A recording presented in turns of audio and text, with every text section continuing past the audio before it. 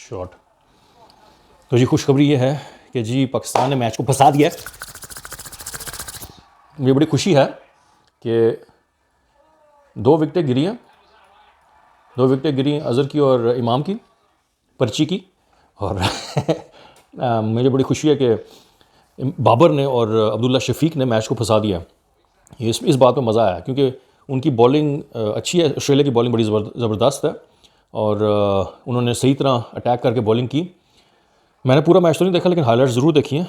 हर match की highlights देखी, हर session की हाइलाइट्स देखी हैं, हर दिन की हाइलाइट्स देखी हैं। तो मज़ा आया देखने का। आई थिंक पहली दफ़ा काफ़ी अरसे बाद टेस्ट मैच देखने का मज़ा आया क्योंकि ये फंसा है। टेस्ट मैच जब तक फंसे ना तो मज़ा नहीं आता। कहा यह जा रहा है कि जी विकेट स्लो है, मतलब कि बाउंसी नहीं है और डेड पिचेस हैं और उसमें बिल्कुल कोई वो नहीं हो रहा, क्या नाम है, जान नहीं है। ठीक है, सारे कंप्लेन कर रहे हैं। ये इसकी सेंचुरी हो गई, बाबर की सेंचुरी का सीन है, ज़बरदस्त।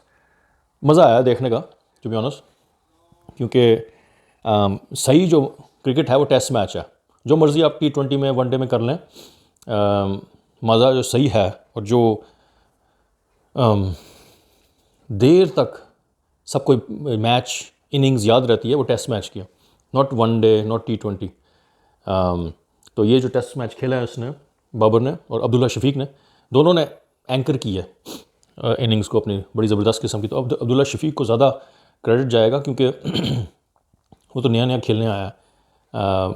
ये इसने पहला जो मैच, पहला जो टेस्ट मैच था उसमें वो काफ़ी अच्छा परफॉर्म किया और दूसरे में सारे क्लैप्स हो गए अनफॉर्चुनेटली। तो यही होता है कि जी ऑस्ट्रेलिया की टीम है वो ऐसा लगता है कि ऐसे नहीं होता जैसे सांप है। सांप आपके स्लोली आपके पास आता है और आपको अपनी गर्दिश में उसमें लेता है, लपेट में लेता है और फिर स्क्वीज़ करता है ताकि बिल्कुल मतलब कि कुछ रह ना जाए, आप घुट जाएँ उसके अंदर ही।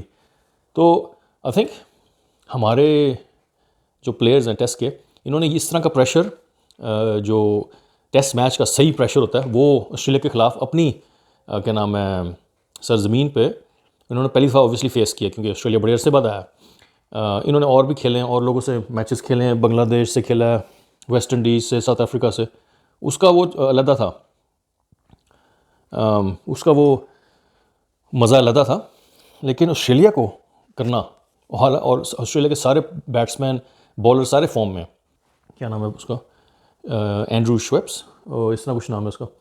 ये कोई वो रेलू कट्टा नहीं है, ठीक ठाक बॉलर है वो। काफ़ी इसने विकेटें ली हैं, काफ़ी अरसे बाद मेहनत कर करके इसने पोजीशन हासिल किया। निकाला किसको है? हेज़लवुड को। हेज़लवुड नंबर 1 है बॉलिंग में, ज़बरदस्त बॉलिंग है हेज़लवुड की।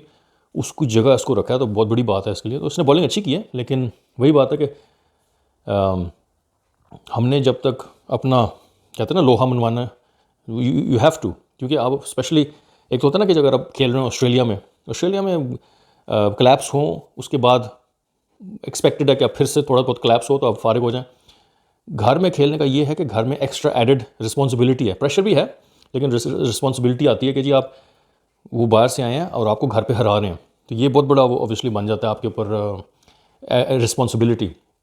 प्रेशर तो लेते हैं लोग डिफरेंट तरीके से, लेकिन आई थिंक रिस्पॉन्सिबिलिटी को जो फेस करता है बंदा कि जी आपके सामने अपॉर्चुनिटी है, जो बंदा खेलने जा रहा है और जैसे मैच जिताना है बैटिंग लाइनअप ने, उन्होंने इसको एक तरह से अपॉर्चुनिटी भी देखना। ये नहीं देखना कि जी ओ यार पहला आउट हो गया, दूसरा आउट हो गया, तो अब सारे लपेट जाओ सारे। नहीं, आप उसको अपॉर्चुनिटी की तरह देखें।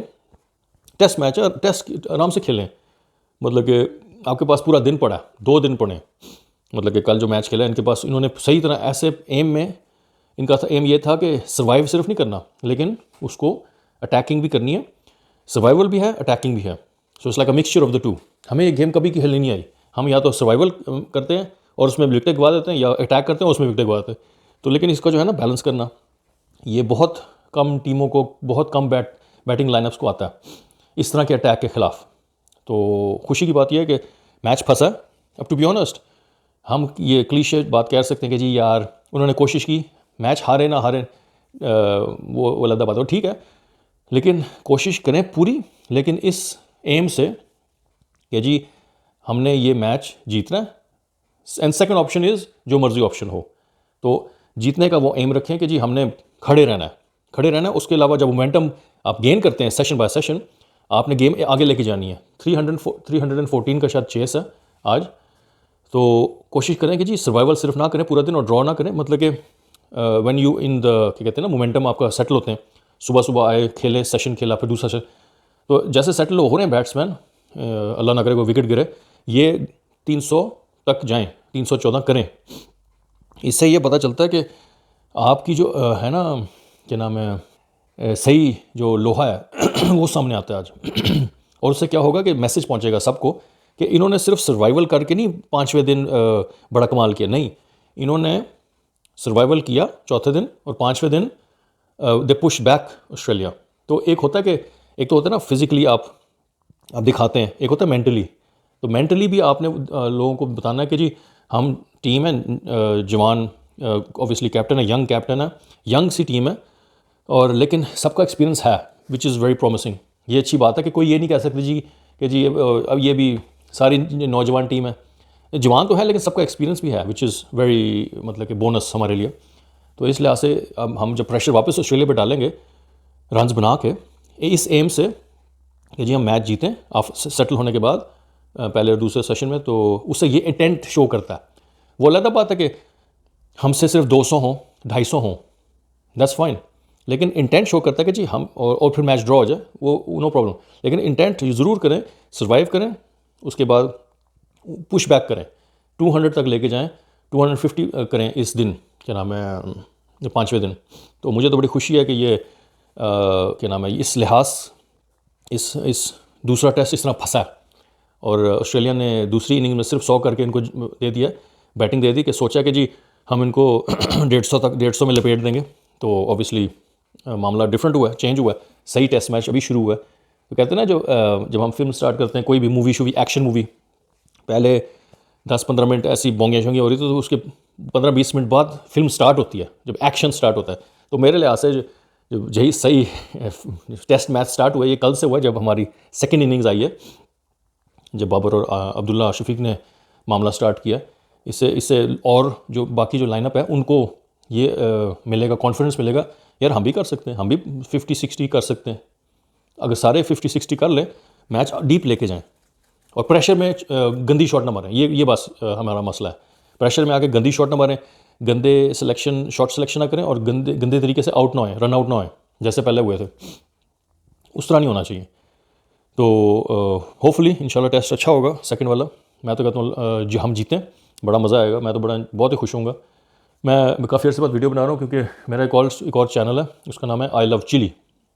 मुझे चिली पसंद है, तो मैं फूड व्लॉगिंग करता हूँ। क्रिकेट का काफ़ी शौक़ है, शौक़ तो मुझे बहुत है, बैडमिंटन का भी शौक़ है, स्क्वॉश का भी शौक़ है, क्रिकेट का शौक़ है। और मैं क्योंकि होता हूँ मेलबर्न में, मैं काफ़ी अर्से से ऑस्ट्रेलिया में हूँ, तो मैंने खेली भी है ऑस्ट्रेलियन फ़ुटबॉल 4-5 सीज़न ना, पहले की बात है। मुझे उसका भी बड़ा शौक़ है, लेकिन अब नहीं खेलता वो, ऑस्ट्रेलियन रूल्स फुटबॉल है, उसको आप गूगल करके देख सकते हैं वो क्या गेम है, काफ़ी टफ गेम है, लेकिन मुझे बड़ा मज़ा आता है खेलने का उसको। मतलब कि मैं खेलता था एक ज़माने में, अब मैं सिर्फ थोड़ी सी बैडमिंटन खेल ली, थोड़ी सी टेप बॉल क्रिकेट खेल ली, इंडोर क्रिकेट खेल ली, स्विमिंग कर ली, और जिम, ये चीज़ें हैं। उसके अलावा मैं ज़्यादा एक्चुअल कंपेटिटिव नहीं गेम्स खेलता, क्योंकि उसमें इंजरी होती है, तो फिर मैं जो मेरी जॉब है, आईटी की जॉब है, वो अफेक्ट होती है। तो मैं कोशिश करूँ, और मेरे जो बच्चे हैं उनके साथ मैं ज़्यादा खेल भी नहीं सकता। तो मुझे रिकवरी मेरी एक आपको थोड़ा सा बता दूँ अपने बारे में, मैं काफ़ी कंपेटिटिव खेलता था कुछ सालों पहले, स्क्वॉश और बैडमिंटन, चीनों के साथ खेलता था मैं बैडमिंटन। तो मैं उनको हराया भी हुआ है, चीने बड़े ज़बरदस्त हैं खेलने में बैडमिंटन। उस ज़माने में मैं 5-6 साल पहले स्क्वॉश काफ़ी अच्छी तरह खेली, काफ़ी मज़ा आया खेलने का, और बड़े अच्छे लोगों के साथ भी खेली। लेकिन उसके बाद मैंने बैडमिंटन पे आ गया आहिस्ता आहिस्ता। तो मुझे उस टाइम पे इंजरी हुई, ये कहते हैं साइटिका होती है पीछे कमर में, लोअर बैक में नर्व होती है। तो आपकी जब डिस्क बल्ज होती है, जो डिस्क से जो होता है जेल सी जो होती है, जो डिस्क के दरमियान होती है आपके पसली पे, वो थोड़ी सी निकलती है बाहर, प्रेशर डालने से ना ज़्यादा, वो नर्व को हिट करती है, उसका नाम होता है साइटिक नर्व। उससे क्या होता है कि आपको वो पूरी लेग आपकी नम हो जाती है, लेग नम होती है, लेग में अजीब सी फीलिंग होती है, लगता है आपने इंजरी की है, खड़े हो बैठें हो या खड़े हो थोड़ी देर तक 5 मिनट से ज़्यादा खड़े हो तो टांग सुन्न हो जाती, दोनों टांगें, एक टांग या दोनों टांगें सुन्न हो जाती हैं। इस कंडीशन का नाम है साइटिका। ये मुझे था इशू 2.5 साल से बैडमिंटन खेलने के बाद। तो मैंने बेसिकली सब कुछ छोड़ के सिर्फ स्विमिंग स्टार्ट की और थोड़ा हल्का फुल्का जिम स्टार्ट किया। तो फिजियो को थोड़ा बहुत कायरोप्रैक्टिक वो अप्लाई किया, उससे बेसिकली स्ट्रेच किया ना बैक को, और स्ट्रेचिंग से हुआ फ़ायदा, पानी में चलने से हुआ फ़ायदा, जिम से थोड़ा बहुत फ़ायदा हुआ। जो भी करें लाइट एक्सरसाइज करें, स्ट्रेचिंग पे ज़्यादा जोर दें, क्योंकि बैक जब होती है इस तरह का इशू होता है सार्टिका, ये जो स्लिप डिस्क हुई हुई है, डिस्क बल्ज कहते हैं उसको, डिस्क बल्ज का मतलब है कि ये आपकी रीढ़ की हड्डी से ये डिस्क बल्ज होके बाहर निकलती है जेल, और वो जब रीढ़ की हड्डी के दोनों साइड पे होती हैं नर्व्स उस, और स्टार्ट होती हैं L4 L5 से, उसको कहते हैं सार्टिक नर्व। वो यहाँ से स्टार्ट होती हैं लोअर बैक से लेकर to all the way to the foot. तो वो काफ़ी मसला है लोगों को, कुछ लोगों को सवीर होती है, कुछ लोगों को हल्की होती है। लेकिन मैं इसलिए मैं इस चीज़ के लिए बात कर रहा था कि मुझे ऐसा ऐसा पता चला कि ये बहुत लोगों को होती है। ओवर 35 ओवर 40 जो होते हैं लोग, और वो थोड़ा बहुत खेलते हैं, स्पोर्ट्स वगैरह खेलते हैं या जो एक्टिविटी करते हैं, उनको ये सार्टिका ये काफ़ी मुश्किल डालती है। ये सार्टिक नर्व पेन तो हमेशा ही बुरी होती है, तो लेकिन ये मुझे हुई थी तो काफ़ी अर्सा। तो अल्हम्दुलिल्लाह अल्लाह के करम से ये मामला मेरा ख़त्म हुआ काफ़ी अरसे बाद। मैं तो बहुत मतलब कि अल्लाह का शुक्र करता हूँ कि ये बड़ी तकलीफ़ थी मुझे इसकी वजह से। मैं कोई भाग शाग भी नहीं सकता था, मैं ज़्यादा चल भी नहीं सकता था। मुझे अगर मैं चल के कहीं जाता तो 3-4 मिनट बाद मुझे बैठना पड़ता था, क्योंकि मेरी टांगें सुन्न हो जाती थी नर्व पेन की वजह से। तो ये मैं ऐसी आप कह रहे होंगे कि ये बातें चैनल वो बातें क्रिकेट की होनी चाहिए, लेकिन इस बात पे क्यों आ गए? इसलिए क्योंकि ये पर्सनल इशू था, मैं ज़्यादा लोगों से शेयर नहीं करता। काफ़ी इंटरनल स्ट्रगल थी मेरे लिए, और अजीब सी बात है क्योंकि लोगों को बताना मुश्किल है, क्योंकि लोगों को जब बताओ ना कि होता ना जैसे कोई चोट लगे कुछ हो तो लोगों को अंदाज़ा होता है। इस पेन का बताने का मुश्किल है, क्योंकि जब तक आपको नर्व पेन खुद ना हो ना, आपको नहीं पता दूसरा बंदा क्या कह रहा है। जब आपको नर्व पेन से गुजरे हो ना इस सवीर लेवल पे, बंदा कहता है यार क्या क्या बात कर रहा है, सार्टिक नर्व पेन, अच्छा क्या होती है वो, नज़र तो नहीं आ रही। लेकिन वो ये इससे जब किसी को होती है तो फिर समझ आती है कि जी क्या बड़ी मुश्किल थी। लेकिन वही बात है कि आप अगर स्पोर्ट्स खेलते हैं, एक्टिव हैं, तो इंजरीज़ होंगी आपको, ये गिवन है। ये मैंने बात एक्सेप्ट कर ली थी बहुत पहले। शुरू में जब मैं खेलता था यहाँ पे ऑस्ट्रेलिया में, नया नया आया था, तो मैंने AFL स्टार्ट की थी। 18 साल का था, 19 साल का था, तो मैंने AFL स्टार्ट की थी, ऑस्ट्रेलियन फुटबॉल मैंने स्टार्ट की थी। वो काफ़ी रफ़ गेम है, उसमें मुझे चोटें लगी, अजीब सी चोटें लगी।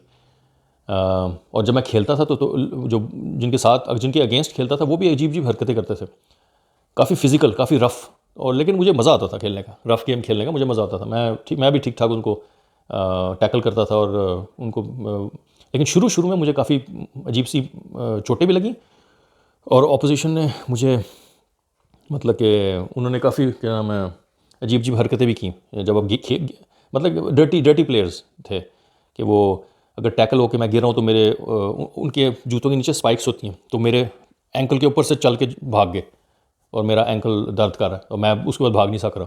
तो इस तरह की गंदी बुरी हरकतें करते थे, अनस्पोर्ट्समैन लाइक हरकतें होती थी। तो मैंने इस तरह की हरकतों पे नहीं आया, लेकिन मैंने फिर मुझे होना पड़ा, टफन अप होना पड़ा। अगले सीज़न पे बेहतर, उससे अगले सीज़न पे बेहतर, उससे अगले सीज़न पे मैंने फिर अच्छी गेम्स खेली, सही काफ़ी अच्छी खेली गेम्स, इंजरी फ्री। तो जब आप 35 से आगे ऊपर होते हैं तो आपको इंजरीज़ होती हैं। तो बस ये है कि मैसेज ये है कि कंटिन्यू टू रिहैब करें। रिहैब बहुत ज़रूरी होती है। जब आप गेम खेलते हैं टफ किस्म की, तो आप पानी के अंदर चलना, हल्की फुल्की स्ट्रेचिंग करना, ये कॉन्स्टेंटली होना चाहिए। इससे क्या होता है कि आपकी रिहैब होती है, at the same time muscle stretch होते हैं, फिर कंट्रैक्ट होते हैं, स्ट्रेच होते हैं, कंट्रैक्ट होते हैं। उससे ज़रूरी ये है कि डेली बेसिस पे अगर थोड़ी बहुत स्ट्रेचिंग करने लग जाएं, बैक की, हैमस्ट्रिंग की, काफ की, और ये टांगों की जनरली, शोल्डर की बहुत ज़रूरी। शोल्डर पेन जाती नहीं है, एक दफ़ा आ जाए वो महीना रहती है। तो मुझे हुआ शोल्डर का इशू, अजीब सा शोल्डर का पेन हुआ, तो मैं बॉलिंग नहीं करा सक रहा था और मैं थ्रो नहीं कर सक रहा था, और मैं थोड़ा सा कुछ हफ्ते ब्रेक दे के फिर मैंने स्टार्ट किया, तो फिर पेन स्टार्ट हो गई शोल्डर की। नी की पेन बड़ी बुरी होती है। तो वही बात है कि अगर आप रिहैब कर रहे हैं, स्ट्रेचिंग कर रहे हैं, तो आपको ये इंजरीज़ वगैरह लेस होंगी। तो ये मेरा मैसेज है। टू एवरीवन जो भी सुन रहे हैं मेरी बातें अभी तक। तो यस, तो इंशाल्लाह उम्मीद है कि पाकिस्तान अच्छा खेलेगा, ज़बरदस्त खेलेगा। और मैं तो जी आज टीवी के सामने, आई थिंक ये मैच आ रहा है उस पर PTV HD चैनल पे आ रहा है शायद, तो देखना बनता है, सही देखना बनता है। तो मैं चिपकूँगा काम ख़त्म करने के बाद टीवी के सामने, और क्या नाम है, यूट्यूब के सामने, और इंशाल्लाह पाकिस्तान की जीत होगी।